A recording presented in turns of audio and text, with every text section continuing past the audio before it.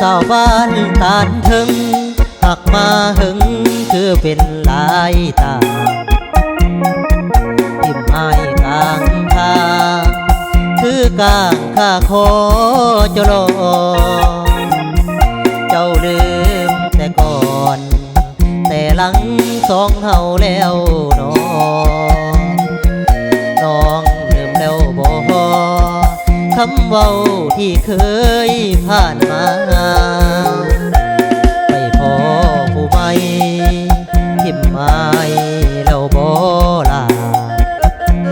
ใส่ว่าสิท่ามันหมายความว่าจังใดอายไปเหตุการณ์กลับมาบ้านว่าที่สมดังใจ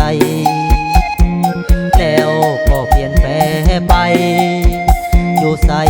ฮักอายนั่นนา